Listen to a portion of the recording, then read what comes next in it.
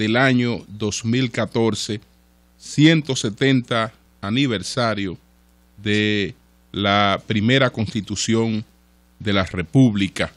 Buenos días a todo el equipo del Sol de la Mañana, María Elena Núñez, Víctor Gómez Casanova, Eurica Cabral, José La Luz, Melton Pineda, a nuestros colegas distinguidos de 5 a 7 de la mañana, a Yuri Rodríguez, Humberto Paniagua, Andrés Martínez, Álvaro Camaño. Buenos días a Mario Díaz en los controles.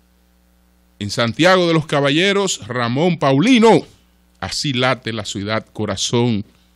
Rafael Díaz, nuestro cronista deportivo, y Manuel González Manegonte, nuestro catedrático del sector agropecuario.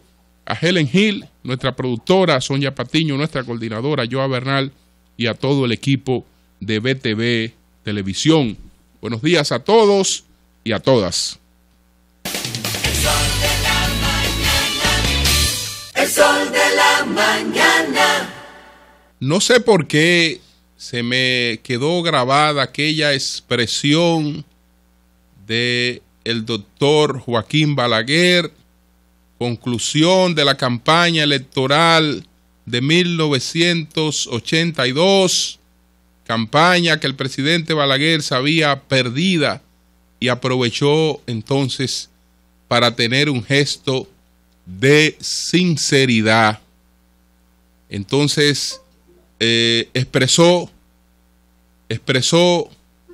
que este era el mismo pueblo que había acudido a aplaudir impasible el Marqués de la Carrera el día que salía para el exilio el padre de la patria. Ese pueblo lo vemos reflejado, señores, en distintas cosas, pero es importante, sobre todo lo que creemos en este país, lo que no tenemos ninguna otra opción que no sea empujar el desarrollo dominicano, empujar el fortalecimiento de las instituciones dominicanas, pues ver todas estas cosas con cierto optimismo para uno no amanecer un día frustrado y decir, mira, esta es una vergüenza de país, porque somos una vergüenza de país en gran medida. Pero bueno, ¿cómo se produjeron aquellos acontecimientos? Que tal vez es fácil analizarlo y hasta opinar sobre ellos en un contexto totalmente distinto como en el que nos encontramos actualmente, en el año 2014. Entonces podríamos tener construcciones distintas y posiciones muy alegres sobre lo que ocurrió aquel 6 de noviembre, cuando se proclama la primera Constitución de la República. Esa constitución que va a reflejar dos constituciones, la Constitución haitiana de 1843 y la Constitución de los Estados Unidos. Ahí está inspirada esa primera Constitución de la República Dominicana hace 170 años. Pero hay que ver qué año fue aquel. ¿Qué año fue aquel de 1844? Fue un año muy convulso, fue un año de inestabilidad, fue un año de definición a fuego y sangre, y entonces todas estas cosas van a impactar en lo que fue ese producto, nuestra primera Constitución. Es decir, pensemos en ese año, y ese año no se inicia como todos los demás, que lo iniciamos el día 1 de enero, después de despedir el año viejo, que era el año de 1843. No, veamos estos acontecimientos de manera más resumida. Iniciemos el año. Iniciemos el año, la noche gloriosa del 26 de febrero de 1844, que conmemoramos el 27 de febrero porque ese día es que cuando amanece izada, ¿no?, la bandera nacional. Pero todo parece indicar que los acontecimientos que conmemoramos el 27 de febrero se produjeron la noche del 26 de febrero, pero no importa. No importa 26 o 27, no importa, se produjeron y es lo importante.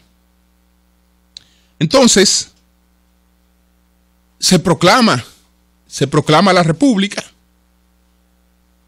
después de una alianza muy frágil entre dos sectores de la sociedad. Y eso va a marcar a la República y va a marcar hasta las cosas que uno acaba viendo. Porque le repito, hay días que uno siente vergüenza del país. Hay días que uno siente vergüenza del país. Hay días que uno tiene vergüenza hasta de hablarle al país. Entonces, pero bueno, lo que pasa es que esta república nace producto de una alianza muy frágil.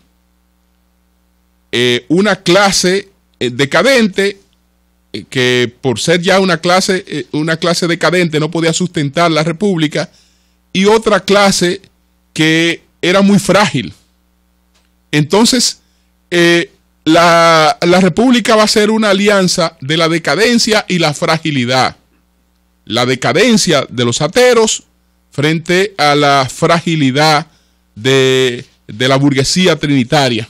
Todavía no se había formado como clase y no se ha acabado de formar. Estamos en el año 2014 y todavía este país no tiene una burguesía. No, aquí lo que hay es una cosa muy lamentable. No hay una burguesía como tal, con conciencia de clase, con una serie de cuestiones. Por eso usted observa toda esta incoherencia que usted observa. Entonces, ¿qué pasa? Que esta alianza tan frágil se rompe pronto. Se rompe pronto. Los trinitarios no podían por sí solos hacer hacer la proclama. No podían por sí solos. Intentaron adelantar, etcétera, pero hasta que Siño Pedrito no dijo en el Ceibo el 26, voy para allá, y hace la proclamación, ellos no se animaron aquí a hacer la proclama, porque no tenían cómo sustentar una proclama en honor a la verdad. Entonces, se producen todos esos acontecimientos.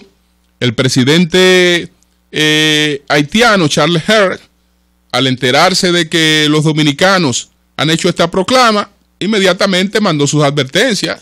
Ven acá, muchachos, ustedes se están volviendo locos.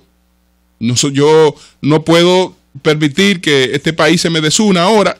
Además, tengo una deuda con Francia, y esa deuda que tengo con Francia, que fue lo que Haití tuvo que pactar con Francia para que Francia definitivamente aceptara la independencia de Haití, eso yo se lo voy a sacar de la costilla a toda la isla.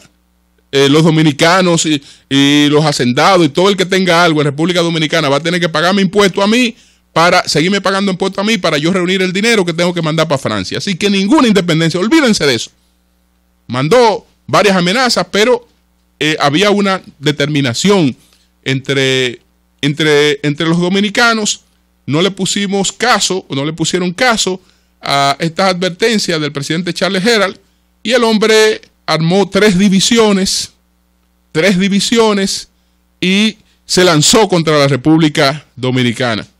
Entonces, un 18 de marzo, todo estos son acontecimientos que ocurren en el mismo año en el que proclamamos una constitución, para que veamos el contexto en el que proclamamos esa constitución. El 18 de febrero de ese mismo año se aparece en Azua el diablo prendido en candela.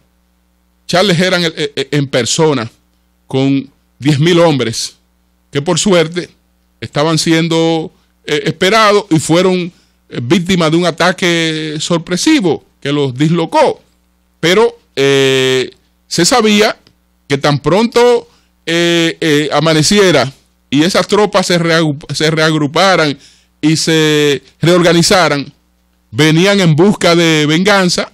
Azua era un chinchorro de casita de tejemaní, etcétera, que un fósforo prendía Azua completo.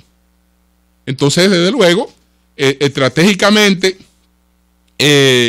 los que produjeron ese ataque sorpresivo, pero no se sentaron ahí a esperar que los haitianos vinieran al otro día a acabarlo, sino que se retiraron hasta Sabanabuey, en Baní, y se quedó en el número y en el memiso, el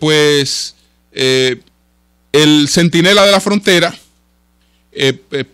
esperando ahí con emboscada cualquier intento de avanzar.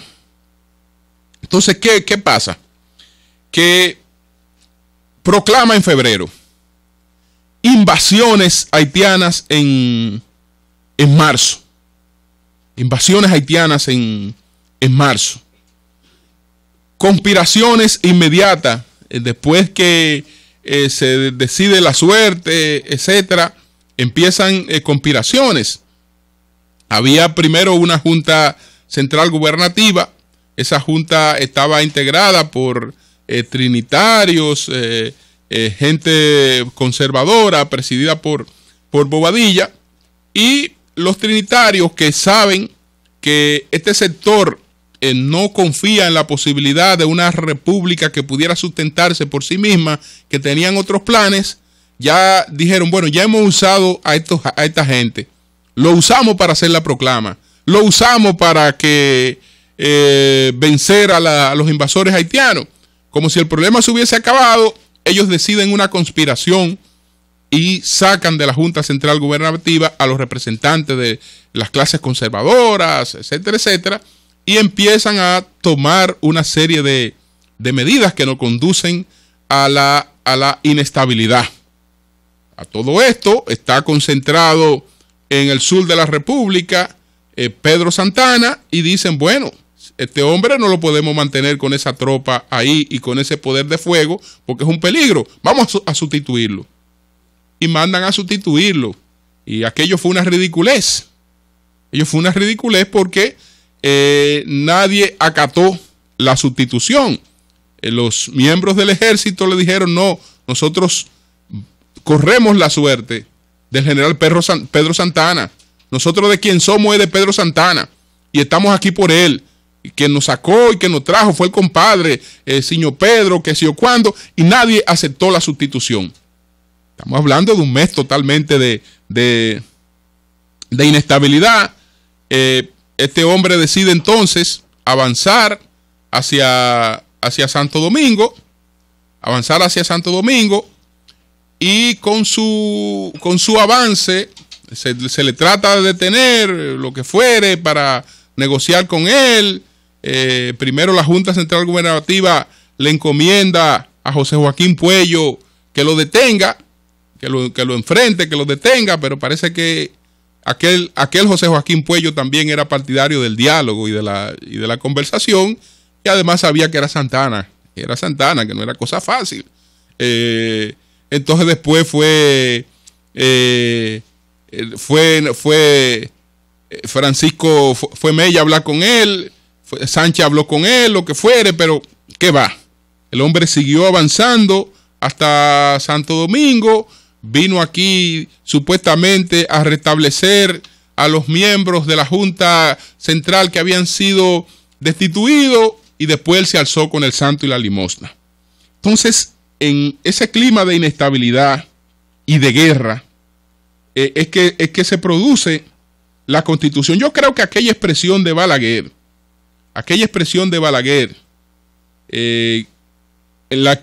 con la que empecé esta reflexión, diciendo que este es el mismo pueblo que acudió a aplaudir impasible al Marqués de la Carrera el día que salía para el exilio el padre de la patria, tal vez literalmente a lo que alude el expresidente Balaguer, es al hecho de que la constituyente fue convocada un 24 de julio. Ese mismo día se hacía la proclama que enviaba al exilio a los padres de la patria.